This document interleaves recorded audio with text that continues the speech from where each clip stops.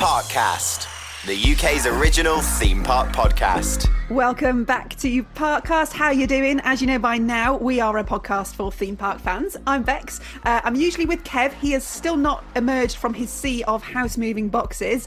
But don't worry, because Kip Hakes is back with us. Yes, afraid so. Sorry about that. Morning, Kip. From Morning. deepest, darkest Essex. He's not quite over the pond in New York yet. And he's back here with us on Parkcast today. And we have someone else with us to look ahead to the 2025 season with. I actually think this guy is the most informed of anyone that I've seen on social media. If there's something happening in the theme park world, especially in the UK, he is on it straight away. You'll know him as Coastertog. We'll know him as Sam. Welcome to Parkcast. Hello, thank you for having me. Appreciate it. You're very welcome. I always think it's absolutely insane that whenever a park breaks a story or gives us some information, or there's some tiny little detail comes out somewhere and the enthusiasts jump on it, you've already got a TikTok made. It's about 38 seconds later and it's on that, and it's got like 10,000 likes. I've got a process, a quick process. Have you? Yeah, I've been doing it for quite a while now, a couple of years, and I do parts of it as a job as well, so I do manage to get them out pretty quickly. Let me tell you, as someone who's worked in content, commercially for a long, long time, I am amazed at how quick you turn around. It is an absolute skill, and it's brought you a massive TikTok following off the back of it as well, which we'll have a chat about in a bit. Though, today's episode, I really wanted to look ahead to the 2025 season, especially in the UK, because I think as enthusiasts, it's a bit of a weird one for us because 2024 was massive, obviously with Nemesis Reborn and Hyperia. And we're all excited about the 2025 season, aren't we? Because we need a season and we're all getting the coaster blues, I think, by... Yeah, definitely. Oh, yeah. But at the same time, there's nothing huge going on. And usually there's at least one park that's doing a massive install. And that just doesn't seem to be happening this year. No. I feel like this is one of those sort of quiet years where you sort of just have to enjoy and appreciate what we've got already. And, hopefully that means that the sort of parks will be spending their money on maintenance and keeping things going and running smoothly. I mean, hopefully, but, well, we all know how that usually turns out, but we can hope. It's a good point, actually. If you're not spending money on a ride install, you would think that of the millions of pounds that get spent doing that in this year, there might be some money to go towards things like that. We will see. No doubt Coastertog will be on it. If there is even so much as a bin repaint happening, it'll be on the TikTok. Of course, well, we know that there's one almost massive thing, which is Toxicator at Alton Towers. Now, you guys are both on the Alton Towers content creator program, so you get all the stuff before everyone else anyway, and you get all the fancy vibes. Well, we didn't. We didn't. Not for Toxicator. No. I think we got the email about 20 minutes after the social media post went out. We actually did. Yeah. So that was like that. Okay, that's fine. Let's go. We did get a tiny heads up on the announcement of the coaster coming in 2026. Yeah, we got like 15 minutes. Yeah. That's enough time for Coastertog to get a video out. And you did get a set of Alton Towers Christmas baubles, so... Well, yeah, exactly. Oh, yeah. Yeah, exactly. But back to Toxicator. So we found out last week that it was going to be called Toxicator, but that rumour had been around for a while, hadn't it, Sam? Oh, it's been around since, I think, at least summer last year when the trademarks were put in. But no one believed it would be for Forbidden Valley because it's a strange name to have for that area. So, and obviously there's plots of land, 4 flats over in X Sector, which desperately need flat rides, please. No more food trucks. Yeah, no more food trucks. But so that's been around for a while, and it was so long just in the background that I kind of thought like, well, if maybe that's not the name, but it turns out it was. Not a massive surprise to anyone. What was the phrase that they used about being squirted with alien goo or something? Oh yeah, with held above a bubbling pool of alien acid. Yeah, that was in the press release. Yeah. Lovely.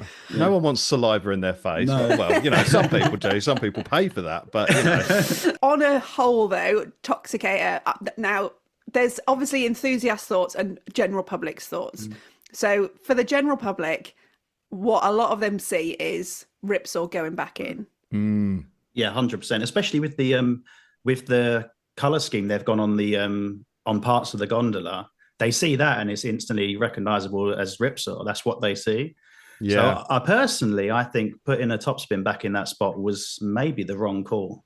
Oh, Yeah. interesting. Yeah, Yeah, there does seem to be a lot of confusion about it. People like I posted about it on my Facebook page, and so many people just say, "Oh, Ripsaw's back," and you go, "Well, no, it's not," and oh no, it is. It looks, it's just got a different paint job, but.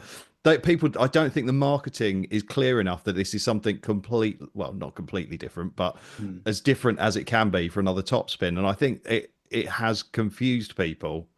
They just think Ripsaw's been away for a refurb and come back and, been put on a platform and that's it. So, yeah, that's a bit of a strange one. Yeah, visually, it's going to look very, very different. It's going to look unrecognizable from Ripsaw. But I think until we get to that point when they can actually show us what's going either side and what it's going to look like, I think there's still going to be confusion. But they had this with Nemesis as well.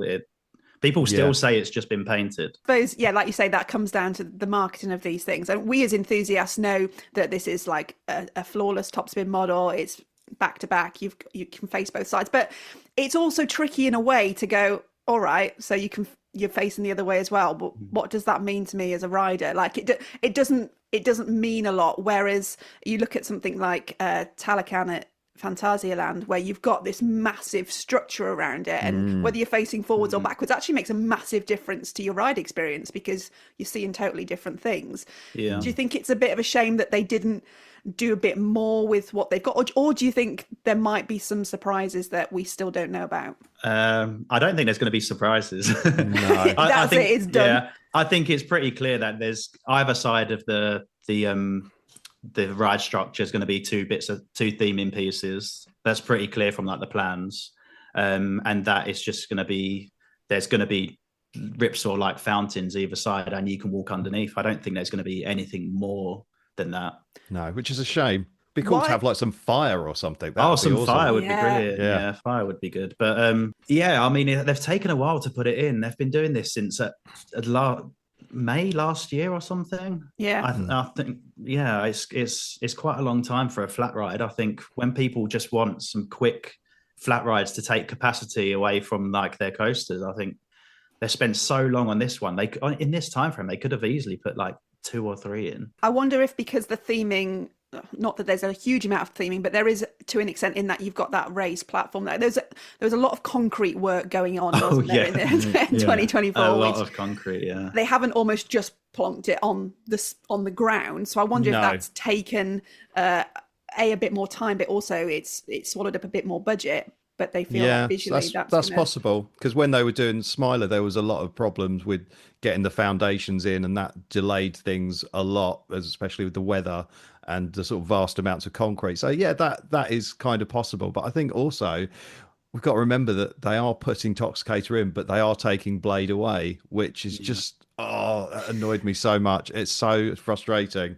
I think they've chosen the wrong time to take Blade away. Like absolutely, even if it was on its last legs, they've known this time was coming for what's it been there for 40 plus years. Like they know when the expiry date essentially is, and they do a lot of work on it each close season. Like it gets taken down, stripped and worked on. Like I don't think there's any excuse to not have a plan to replace that, especially as that's 1 meter height restriction. Toxicator's 1.4. Yeah, if you've got a family, there's no point going to Forbidden Valley anymore. No, tell me about it. I feel that pain every time with a 3-year-old in tow, and especially I talked about this I think on the episode with you, Kip, when the sky ride wasn't working last season. It was like, oh for goodness sake, I have got to trek there because I do have to go on Nemesis. But it is frustrating, and you look at other parks. I think I've used Efteling as an example, where their big rides are surrounded by small family rides, and I don't know, we don't seem to do that so much. We seem to segregate our family rides off a little bit, which is a shame. It's a real shame. Why do you think that they chose to put in another topspin rather than a flat ride that none of us have seen, maybe in this country? I feel like they're really playing this nostalgia card, like trying to bring Forbidden Valley back to like the glory years, as people call it, like with Subterra, Blade, that's gone now, with with Ripsaw, when it was Air and Nemesis, like just kind of bringing it back to when it was really well loved, rather than trying to evolve it and bring in new things and kind of seeing the next chapter of Forbidden Valley. They're just trying to, the ride hardware is essentially the same as what it was before. Yeah, I suppose if you look at it, you could go back almost 10 years and Forbidden Valley is now essentially looking the same as it did then, which, yeah, it's a bit weird when you think about that. I know we did an episode with John Wardley last year and we asked him about Galactica Air, and his answer to us was that there were some changes coming to it and that he'd seen them, he'd been consulted on them, and that he was quite excited about them. And now we know that that's not going to happen in the 2024 season now. Do you think it was a plan to happen? Do you think it just got shelved? Oh, absolutely. I've seen them and I was very excited. And now it's not now it's not happening. I mean, it's a shame. Do you think it's not happening at all, or would just maybe it's pushed back to next year? I genuinely don't know. I don't. We won't know until this year and see if they like start on another flat ride in X Sector, or if there are any other plans that come in. But I think it's going to be a very quiet year, and we don't know. We don't know. With this, it being a bit of a quiet year, we're talking about Alton Towers, but obviously they have got Toxicator going in. It does cost money. Putting a flat, even just a flat ride in with theming, it's going to cost them some money. Do you think it's enough to get the general public back to Alton Towers? There was a lot of negativity on their social channels last year. We did a whole episode about not just Alton Towers, but Merlin in general, and why there's this a bit of a turn of feeling towards them, not just from enthusiasts, because as enthusiasts, we're always having a whinge, right? That's what we do.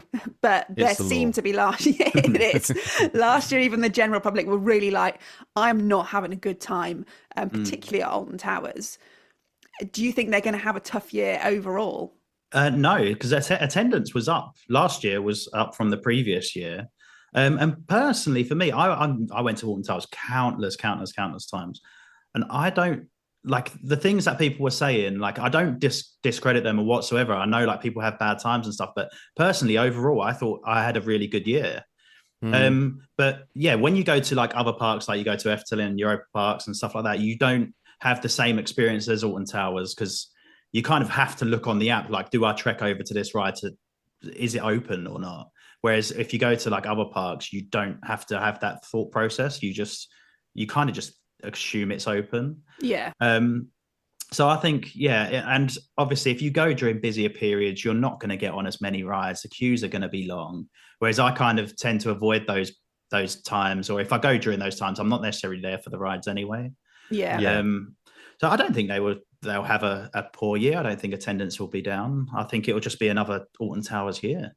Yeah, I think my sort of thought is, quite often with the general public, I think I've mentioned this before, it's sometimes they will go to Alton Towers once a year or go to Thorpe Park once a year. They just have the one trip, and they've been looking forward to it and everything like that. And I think if they go there and have a really terrible day and like 4 or 5 of the coasters are down and there's massive queues and there's lots of stress, then I think that leaves a bit more of an impact, because us enthusiasts, if we go and it's all a bit rubbish, we can go, well, we've got our passes, we'll come back next week or in a month's time and it'll all be fine. But I think sometimes with the public, because it is their big thing and the big mission for them to go and a lot of expense, I think if it's less than perfect or not great, then that makes them have more cause to sort of get angry on social media. And I think you've got that big day out that you've been looking forward to and it's not worked out very well.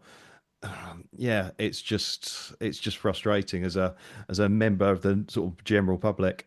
I think we worked it out before, something like if you're a family of 4 and you don't have passes, like a day trip to Alton Towers is going to cost you in excess of like 300 quid by the time you factored everything. So it's a lot of money to not have a great time. Obviously last year we had we talked about Nemesis Reborn, that was the big thing, but Hex reopened as well, just in time. And then it closed very rapidly and then it's open again. Do you think it's going to be plain sailing now for Hex this year? Yeah, there should be no reason why. I know they spent a lot of time just troubleshooting that ride, and they would not open it unless it was reliable again. That's the only reason why it reopened so late. It's just to make sure it is reliable. Obviously, the day after it opened, the theming crushed in the door and it closed it. But that's nothing to do with the ride system. That was just, I don't know what that was, but that was just bad. It was just That's the curse of Hex. I think so. I think so. But yeah, it's a shame it opened so late. And as much as it did open, it's essentially the same.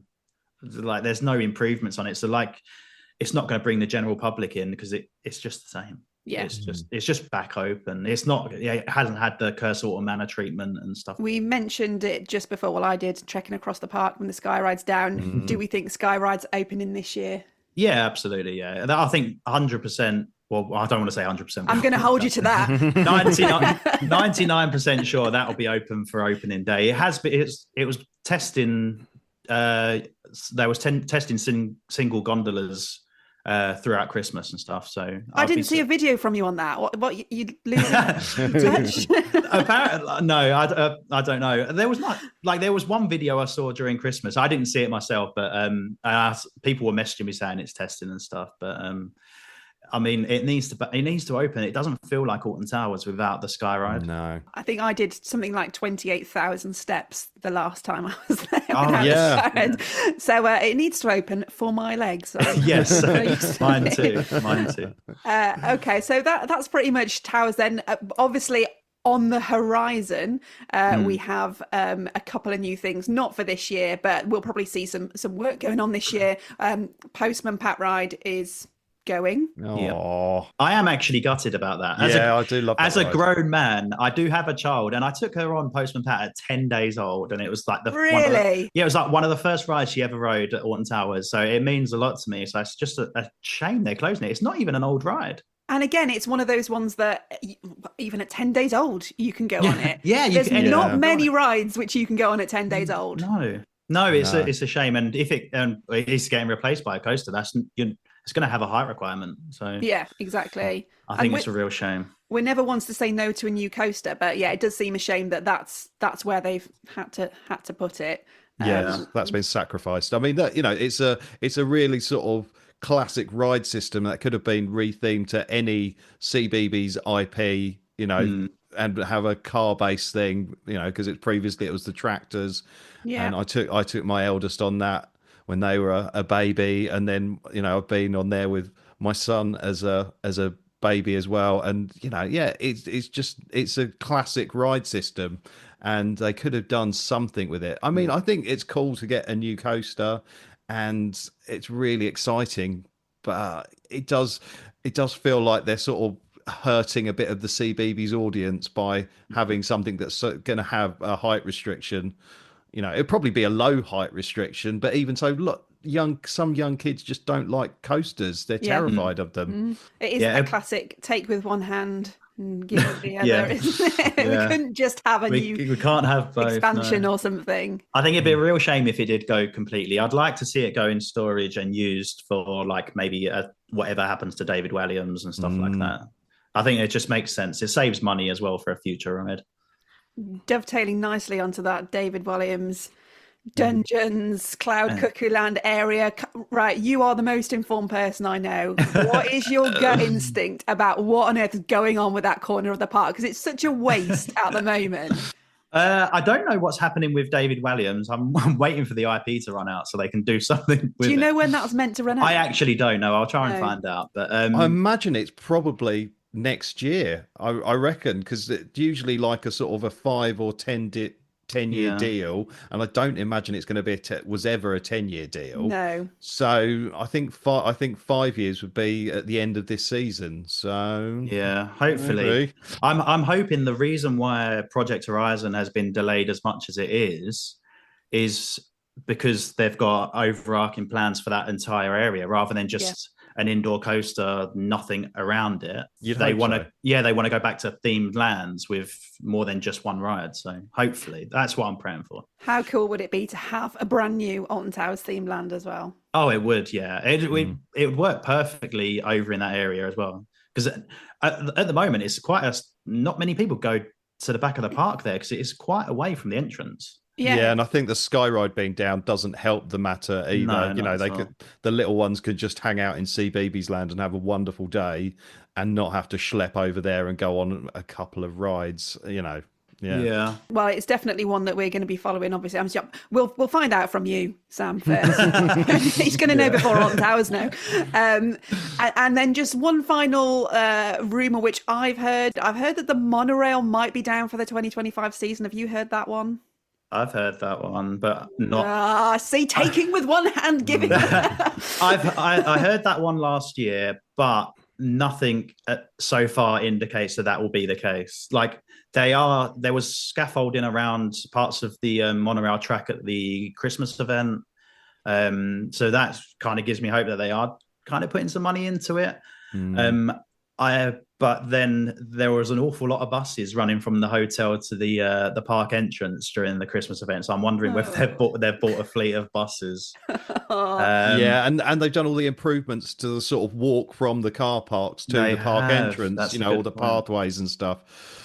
So yeah, I mean that would be absolutely awful because it is a real trek. Oh, it's the worst. Yeah. I mean, it's bad enough at the start of the day, but at the end of the day, there is nothing worse. Especially, I keep mentioning her with a 3-year-old in tow, who by that point has absolutely decided she doesn't want to walk. Yeah, it's so I'm surprised if it isn't open that we haven't heard anything yet, but we'll see. We will keep our fingers crossed because actually, if it's open, that pretty much means Alton Towers are going to have, a full sheet of operations. Everything will be working as it should do. You know, Subterra's there operating. Oh, don't say that.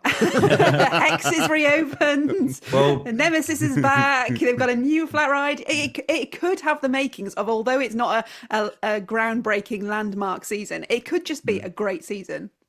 It could be. Yeah, we don't necessarily need a massive new coaster for it to be like an exciting season. I mean, we've been quite spoiled over the last few years where we've had something new every year. And like we know that's the case this year, that's the case next year. Hoping Horizon is 27. If not, then we've got something for that whole. But we'll see. We are due an SW, aren't we? Yeah, I wouldn't necessarily call Horizon a secret weapon, though. No, I know. So where have they gone? It was every 4 years we were getting one. Where have they gone? I don't know. Maybe Merlin have said, no, everything on our portfolio needs to be called projects. Yeah. And also, obviously, we can keep our fingers crossed that there might be some other flat ride developments. Like you say, X Sector would be a great place. Spinball, that surely can't be hanging around forever. Well, they've not long replaced like a lot of the computer system and stuff on Spinball. Yeah, it had a new ride system. Yeah, so I think that's still going to be sticking around for quite a few years. Yay. We'll keep our eyes on it. Well, fingers crossed, Towers, we're all going to come and have a great season. We're going in with a positive mental attitude, we're gonna go and enjoy it. And worst case, Nemesis is still going to be running great, so we're happy about that one. Let's move slightly northwest from Alton Towers because although not a new ride, a ride reopening at Blackpool Pleasure Beach. And now I don't want to get in trouble with Amanda, so PlayStation the ride, Ice Glass, whatever we're calling it, is now going to be called Launchpad, and that is reopening for the 2025 season. And what was the phrase she used? She's given us more thrust than ever before, or something like that. Yeah, something like that. They sent me a press release for it, and it was like they were really trying to say that this is like a new ride, and that's a really hard sell. It is. It's a tough sell, but again, it's nicer to have something reopening than standing but not operating. I think, especially at Blackpool, which last year did struggle a little bit with closures. SBNA. Yeah, it does look bleak when there's just so much closed, I think. Yeah. You sort of see it and it's just like, oh, it's a rainy day. It all looks sad anyway. And there's just loads of closed stuff. It was a tough season for them with that because obviously you had Launchpad, Ice Blast, PlayStation shut. The River Caves wasn't operating all year. And then they took out, obviously, Grand Prix. And there's been no signs at all of anything taking its place as yet. Anything on your little rumour mill for that one, Sam? No, honestly, nothing. Like someone messaged me quite a while ago. This is like months and months. Something about an Intamin hot racer, but that would be cool. That would be really cool and really easy to market for Blackpool, and it would fit with the theme. of Grand Prix, but What was there? What makes most sense and what I had heard since is it's going to be something more family orientated, which does make sense because Grand Prix was for families. But Notable Stranger did tell us in last week's podcast that he was working on 2 music projects. He for was, Blackpool. and one of which was Launchpad. Okay. But he's also been commissioned, he said, for something else new that's coming that he was not allowed to tell us about. No. Is it the gyro swing? Well, he literally couldn't tell it. He was like, very secretive. He was very good. He was. I mean, very fair discreet. play. If you haven't heard that episode, do go in. If you're a Blackpool fan, I mean, absolutely fascinating what the work that went into his scores that he's done for Icon, and the big one is the stuff that I would never ever have imagined. Just such a fascinating guy to chat to. But amazing. Yeah, when we said, "Are you working on anything else?" He says, "Yeah, I'm working on 2 things actually. One which you probably know about, and one which you don't." Oh, okay. Interesting. Yeah. So but he did announce he's doing the score for Launchpad. So that will have some theme music around it. So that's nice. Yeah. Which that'll work very well next to Valhalla. yeah, I know. Space Vikings. Space Vikings. I like it actually. That's Amanda's new hot ice. But again, I'm hoping for a good season of Blackpool. Now, Kip has never been to Blackpool Pleasure Beach. No. Oh my! Well, he is quite a way away, and when I lived in Essex, I'd never been. So yeah, well, I have been to Blackpool, but it was when the illuminations were on and the park was closed, and it was really quite a bleak evening. You know, it was rainy and sad, and it didn't make me want to go back. But I do really want to go. But as you say, it is a hell of a trek from where I am. It's a long way. Yeah. So I think 2025 is going to be the year that I go. You know, I want Amanda to thrust me like she's never thrust before. So, you know, I've got to go. Just removing the PG rating from this podcast. If Kit was to go this year, which I'm going to make it my mission to get him to go, what would you say, Sam, he should go on first? Well, if you go on Valhalla first, you've got the best opportunity or best chance to have everything working. So that is true. You will be soaked for the rest of the day. You will be soaked. Take a change of clothes. Yeah, I don't like. It's like when you go on tidal wave at Thorpe Park and you go, oh yeah, you get quite wet on there, and then as soon as the water hits you, you go, oh yeah, you get really wet on here, and you have to drive around the M25 with wet pants. Valhalla is different though, because it's an experience, isn't it? Like you get unnecessarily wet on there, but it's very much like, oh my god, wow, look at this, if everything's working. But yeah. It is a fully themed dark ride, which you just happen to get absolutely soaked on. I mean, and you talk about tidal wave. This is like, imagine being dunked 3, 4, 5 times through tidal wave and then being thrown in the sea afterwards. You're not selling it. I'm an old man now. A change of clothes. Just take a change of clothes. And in fact, doing it first is probably a good idea. Change of clothes. Whack it all back in the car and then go and enjoy the rest of your day. That would be my suggestion as well, actually. I did think maybe start with Icon and then everything just gets rougher after that. But that is true. Yeah. For me, Blackpool is kind of a one ride park or one coaster park anyway. Everything else is just kind of unbearable. But I'm not having Blackpool slander on this podcast. I mean, like, they're so rough. Like they just are, like they're absolute classic rides, and it'd be a shame for them to go anywhere, but they are rough. I didn't have you down as a weak man, Sam. I'm old.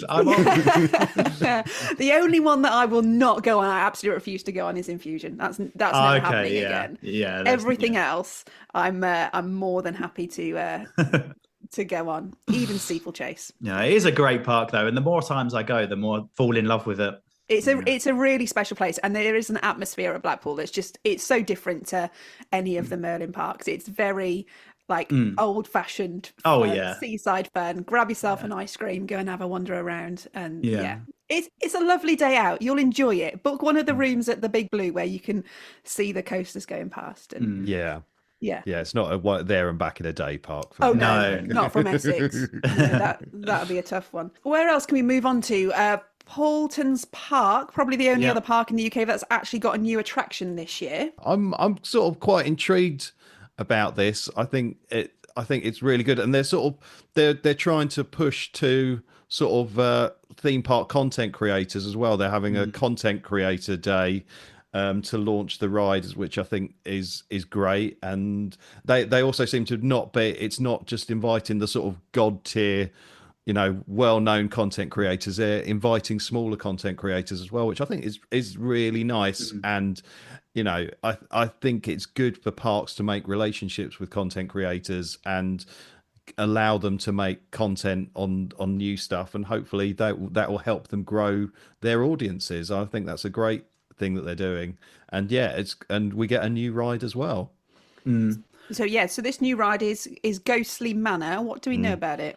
Isn't it like a Mac interactive dark shooting ride thing? Yeah, I think there's they're quite open with what it is, and I think Mac showed it off at IAPA. It's kind of like a shooting ride, and then the cars turn to different scenes and stuff like that. It's quite It looks interesting, and Paultons do theming absolutely incredibly. So no doubt it'll be brilliant. Yeah, I'm looking forward to it. It's like that's the sort of it's a bit of a sort of a surprise one. I think Paultons is one of those parks that you go to and you think, oh yeah, Paultons Park, I don't really know much about it, but when you go, you actually think, oh wow, this is really nice. Why haven't I come here before? Yeah, they have really good operations. It always looks clean and tidy. The theming, as Sam said, is great. It's a fun park to go to, and it's sort of one of those ones that you might miss because it's not one of the Merlin ones. And I think that's a disappointing thing. It's definitely worth trying, and I'm really looking forward to the new ride. Yeah, I think especially if you've got kids, younger kids, less than teenagers, it's a great option for a theme park day out.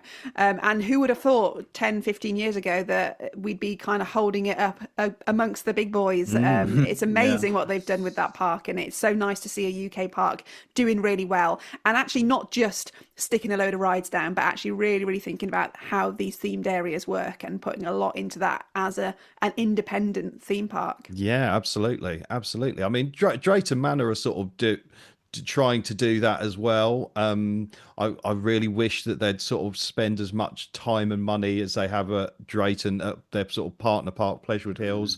That is like my sort of childhood park, and that's not. It's just it's kind of holding on, and I hope they have a good year. But yeah, it's good to sort of support these smaller independent parks because it's good for Merlin to have a bit of competition. Yeah, absolutely. Yeah, definitely. Is there anything new at Drayton this year? I don't think I've seen anything.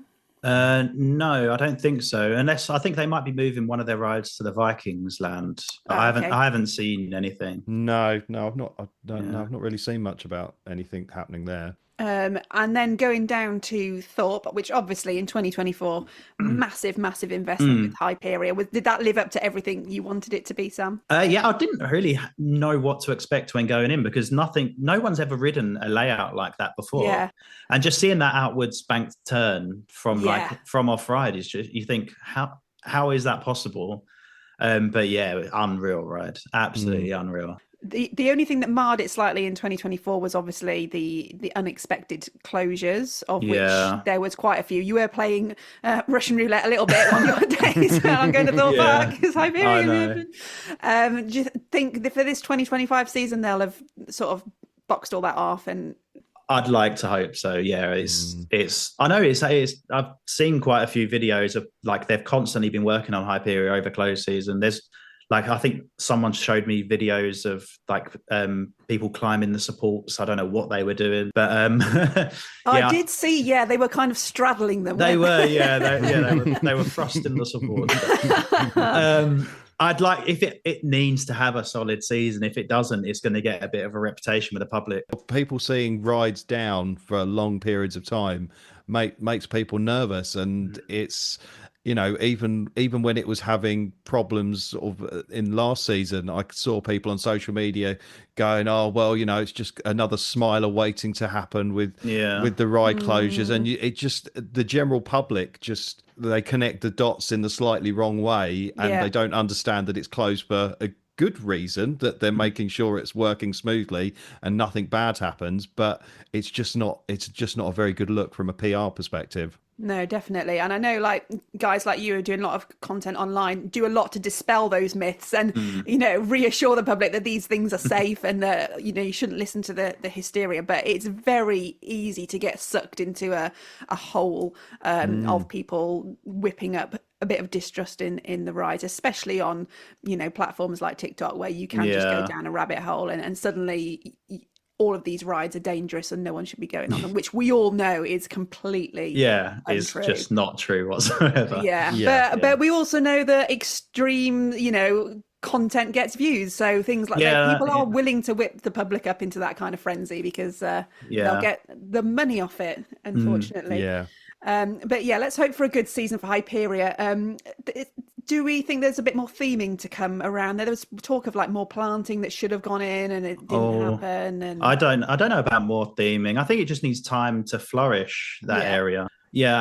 And like where they put the stage on for the first part of when it was open and they were doing the entertainments. They kind of removed that stage mid-season, which I thought was weird because I thought it looked pretty good there. Yeah, definitely. And then they just left like the wires and the cabling all in there. So I'm hoping that's all cleared up and they put some trees in that spot or something. But just tidy it up a bit, smarten it up a little bit. Just needs a good tidy and like where you come into what is it called? Fearless Valley? Yes, that's it. Great name.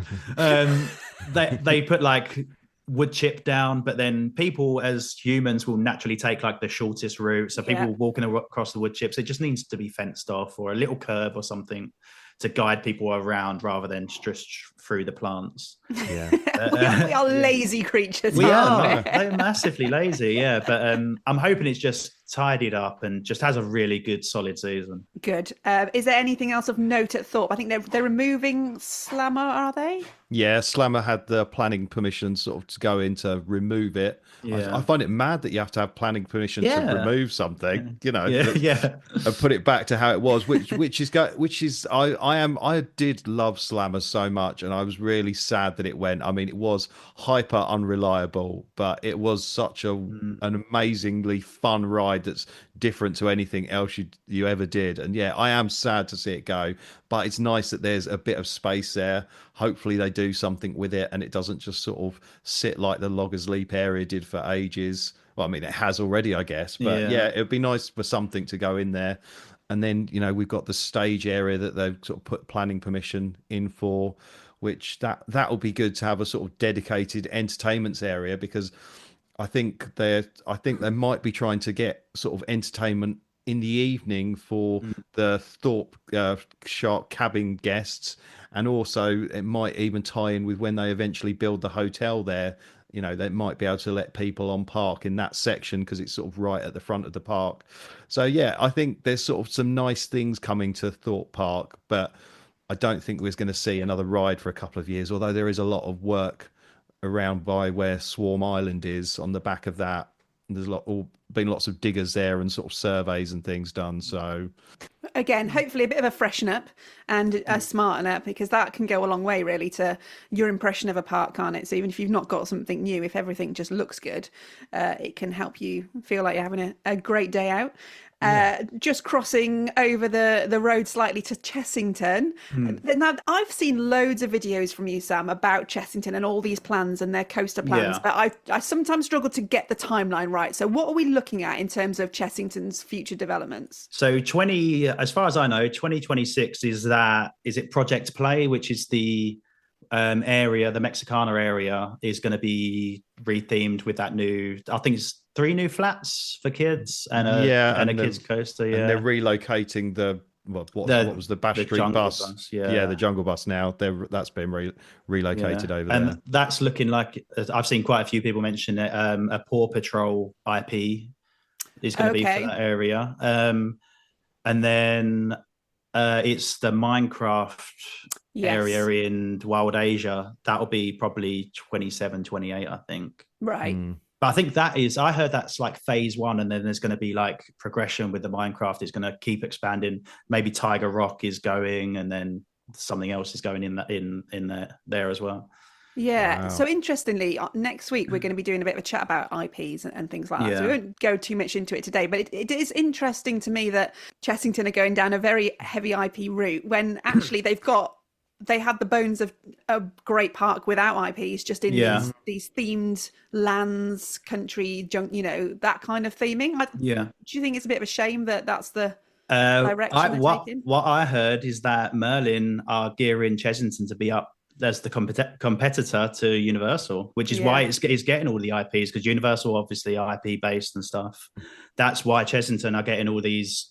Well, they're kind of. Well, actually, I was going to say British IPs with Paw Patrol and whatnot, but they are kind of worldwide, aren't they? Oh, yeah. Especially with Minecraft. Minecraft, Yeah, so they're kind of gearing that up to be the competitor to Universal in IP-related stuff, which I guess I don't mind necessarily, because if I'm going to have to sacrifice one park for IPs, it's going to be Chessington, because it's a park for children, and children... Like, as much as like we as adults kind of would rather go into like a fully themed, immersive like land that's not IP based, has its own storyline, kids aren't necessarily like that. They want familiarity. They want whatever that is. They want that. And like, I know with my daughter, if she went into like a Bluey area, she would be like, "Oh my god, Bluey! Like, this is so cool." Yeah. But yeah, it's. Yeah, I think Chessington's just going to get a load of IPs thrown at it in the near future. It is interesting. That's a little teaser ahead to next week's episode, because our guest with that, we're back with Lawrence from University Bedford, who's been following the Universal project. Oh, amazing. So he's going to be chatting with us about IPs. So that fits in quite nicely. Little teaser for next week's episode. Okay. Anything else of note in the UK? I can't think of anything for us as coaster enthusiasts in this country. No, genuinely no. It is a quiet year. I think Toxicator is the standout for this year. It's something, isn't it, when it has top spin? I know, yeah. It's the best we were massively spoiled in 24 with Gold Rush. What did we get? Gold Rush, Hyperion, Nemesis. Hex reopened. Hex, yeah, it was we were spoiled, but there's obviously we're not going to have that level of investment every year. No, there's always going to be peaks and troughs, isn't there? Yeah, there will be, but I'm just hoping it's a very solid year for like Alton Towers, because I just love that place. Just a solid year for Alton Towers, so they can focus on operations, making things look good. I'm just praying for the year ahead. Have you got anything on your bucket list for 2025? Maybe any abroad plans? 25. I'd like to do Gotham City Escape over in Madrid. I think that's a pretty easy one to get to. You can get cheap flights to Madrid from like Stansted or something. But no, I do want quite a quiet 25, if I'm honest. I did loads in 24. Like, we went over to Europa. We did like a European road trip. And ticked off a load of new parks. Obviously, countless trips to Thorpe, Chessington, Towers, Blackpool. But yeah, doing those like European trips with like a 2-year-old kid is tough, it's really tough. So we kind of like thinking, okay, if we wait a year, things might be a bit easier. Well, I've got a nearly 4-year-old, and Oh no. I was just saying before, I nearly had a last minute trip to Efteling this week, like literally tonight. Oh, we went to Efteling as well, yeah, you did. We were going to get the ferry tonight, like overnight from Hull, and then I was just like, it's just going to be too much hassle with a 3-year-old. It's going to take the enjoyment out of what should be an exciting experience. Yeah, it did kind of like took away the enjoyment of Efteling with a child. Like, it was really difficult. It is hard to be a parent who is a roller coaster enthusiast, and we're all parents, and we've all been there, and we've all navigated that, and the taking it in turns with your partner to go on rides and queuing alone and things like that. It's hard, and we make it through, and Kip's almost out the other side. Yeah, thank God for that. Well, I'm going to say a shout out to the single rider queues, and we need them. Yeah, and we need more of them. The baby switch as well. Well, we need more single riders out on Towers, and we do. A better baby switch system where you don't just get to ride them once, because that makes me angry. I could do a whole episode on baby switch, but I won't. And then just for you, Sam, as well. So you although a bit of you say a quiet 2025, obviously with your TikTok, which is your main platform, I guess, for Coastertog. Obviously you're on Instagram and as well, but you can't ever really be that quiet, I suppose. You've always got your ear to the ground for what's the next news, because you've got an audience of people who are just waiting on your every word. Yeah, as much as like you think it's going to be a quiet year, like, and then you do have weeks and times where there's not much happening, then all of a sudden it's like boom, launchpad, boom, Toxicator, like release Intoxicator at 9 a.m. on a Monday morning, like. Don't do that. That wasn't good. No, don't do that. Leave it till the afternoon, please. I can't believe you guys didn't get any warning to at least even if it was embargoed to be like you can't post anything until like 2 o'clock. But it's still quite early on in the creator program, as Kip knows. Like, we don't quite know what it is going to be yet, do we? No, exactly. Yeah. It's all. There's I think they're sort of learning from us, and we're learning from them. But yeah, like when Wicker Man launched, lots of content, well, it wasn't so much content creators then, but lots of sort of press and things were sent like everything on the Wicker Man about a week before with an NDA to sign. And I signed that, and that meant that I could get some videos ready and just push it bang when it went live. Yeah. And I think stuff like that really does help, because it's fun to sort of create content on the hoof, and you have to just get it out and do it. But sometimes it is hard, and you sort of make it and you push it out and you think, oh, I wish I'd done this, or I wish I'd have done that. That does make things difficult. A little bit of warning, I think, always helps. Yeah, they are quite open with like feedback and stuff, and that is feedback I've said like me too. We'd like access before the public as content creators, because it gives us a chance to actually create and make sure we piece together everything correctly and giving out the right facts and figures to people. I suppose if you've had that heads up, like you say, you can get your videos ready, and even if they're like, look, you cannot post anything until this time, at that time your videos all go live, and so the public they've got the official stuff, but a lot of public want to hear it from real people, and so absolutely, it's just going to work out better. I'm sure they'll iron all that out for you, because it sounds it's a great thing that they're doing. I think it's a really good initiative to get guys like you on board, and girls, plenty of girls in the creator program as well, which I like to see as a female enthusiast, to really push out these messages about the park in a new, innovative way. I really like that they're doing it. In terms of Coastertog for you, it is a beast. I mean, it must take over your life in a way. I think you moved from Essex to Alton just to be close to Alton Towers. Well, I'm nearby to Alton Towers. I'm about 15 minutes away. When I was at home in Essex, and like my nearest park was Adventure Island, and it kind of doesn't have the same draw as Alton Towers. I remember going to Alton Towers as a kid and like riding Oblivion, and sometimes you just want to ride a roller coaster. Like I wake up in the morning and be like, I really fancy a ride on one. So and that's why I moved. So like I can, like if I want to go for like, I've done it before, like on like my birthdays, it wouldn't feel like my birthday if I didn't ride a roller coaster. It's like we're on the way to like the peaks to have a little day out. I'll stop by Alton Towers. I'll go jump on the Smiler single rider queue, and then I'd leave straight away. I think I did that a couple of years ago, and I must have been the fastest trip to Alton Towers ever, because it was a quiet midweek. Ran down to the Smiler, left the missus in the car, jumped on the Smiler. Yeah, I think I was in and out in 20 minutes. That's brilliant. Did you ever think when you started this TikTok channel that it would grow to be like the beast that it is? No, not at all. And I still don't think of it as a beast, or like I have any kind of following or anything like that, because I only do it because I love doing it. Like I love keeping up to date with like the new things that are happening in UK parks and stuff. I love riding roller coasters, going to theme parks, seeing new things. So, and it's just like a creative outlet to create and just be creative, and the fact that they get published somewhere and people watch them is a bonus. I am thankful and really appreciate all the opportunities it gave me last year. It was brilliant. I think the thing is with sort of content creators, when they're people that do it just because they love the sort of subject matter that they're covering, it really does show in their work, rather than when people are doing it just to sort of try and get the clicks and the views. You can sort of tell and feel that. But when someone's making content about subjects they're passionate about, it really shines through. And I think people can see that, and that's probably, well, that's definitely why you've got a large following. I think people and other people in the same position, if you're really passionate, then the audience will find you and enjoy you and love you and support you. So yeah, I think it's really important to be sort of authentic and really into what you're making content about.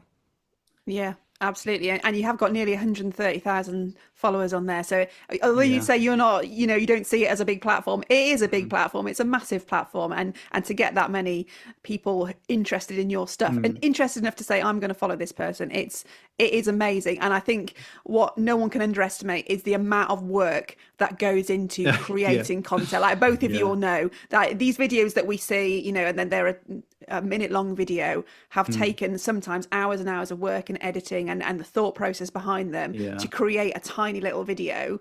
It becomes a beast in itself. It is a massive amount of work. Yeah, it's hard to kind of keep up with ideas and stuff. And I love helping people. So like, I'm privileged enough to live so close to Alton Towers, I can go all the time. But most people aren't like that. And they have like Kip said previously, like the one trip a year. So when people do want to go, I want to make sure that they have the best time ever, which is why I do videos like when is the best time to go to Alton Towers, how to have a better day there, how to avoid queues and stuff. Is just to give people the information to make sure that they have a better day. And in turns, that makes them have a better day. It gives the park sees the park in a good light, because then they get good reviews and stuff. And it's just beneficial for everyone, really. It is. And you're sharing your love for something, which is always a nice thing to do as a human being. Yeah. You've shared your love with us today on Parkcast, so thank you for coming on. Before I let you go, I've got one more thing to ask you. Just gotta ride it. So this is Just Gotta Ride It. It's the part of the podcast where we ask our guest, if all the roller coasters in the world were about to be destroyed, which one would you save? And you can only save one, and it can be in any country in the world, and it's just totally up to you. But which one would it be and why? Oh, easy. Ride to Happiness. I just love that thing. And no matter how many times you ride that, it's a different experience every time. And when you get to the brake run, you always have goosebumps. Like just the spinning, the feeling of it, you just feel so like out of control and intense, and the soundtrack as well. It just that I still remember the first time I rode that. It's the only, it sounds really soppy. It's the only time I've ever got onto a brake run and thought I actually had a little bit of tears in my eyes. That was just incredible. So wow. that would be the one thing. I'd love Alton Towers could have one of them, please. I'm begging. The petition starts now. I've not managed to get over to Plopsaland yet. No, me either. But it was literally, I was looking again for this weekend and thinking, I could, but then it's closed. But it is a park that I think we underestimate in the UK of just how easy it is to get to. Oh yeah, as soon as you're over in Calais, it's a 30-40 minute drive. Yeah, I've been a few times now, so it's kind of a ritual. Every time we drive over to Europe now, we always go there because that ride's so good and it's so close to the border. I suppose if you're in the southeast, it's almost a day trip. You can I day tripped. Ferry. Yeah, we day tripped it. The first time we went, we day tripped it from my parents who live in Essex near the Dartford crossing. We day tripped it from there. And it was wow. I'm doing that this year. Blackpool Pleasure Beach, and there I'm going. You get it's an early start. Don't get me wrong, it's an early start. It's a tiring day, but you get an early ferry, it takes you over. You got time for breakfast, get to the park for it opening, and then there's a ferry back in the evening. It's perfect. Amazing. I think I'm going to add that to my list for this year as well, Kip. I'll join you on that one. Definitely. I think it reopens in February, the park. So maybe a little sneaky pre-UK season. A little trip. warm up. Yeah, a little warm up. Yeah. And I'll see if I cry on the brake run. I'm not an overly emotional person, but you never know. Sam Coastertog, thank you so much for coming on this week's episode. You know where to find him. You'll have already be following him on TikTok, I know you will, but if you're not, go and see him. He's got all the news as soon as you need it. His handle is Coastertog. And Kip Hakes, thank you very much for keeping me company. You're again. very welcome. I've loved Thank it. you for having me. I appreciate it. You're welcome. Kip, enjoy your trip to New York. I'll let you go now. And next week, like I said, we're going to be discussing IPs. Are they good? Are they bad? And we've got the lovely Lawrence back on, who is the guru of all things Universal UK and what's going on in Bedford. So that will be a great listen. For now, though, we've been Parkcast. Parkcast. The UK's original theme park podcast.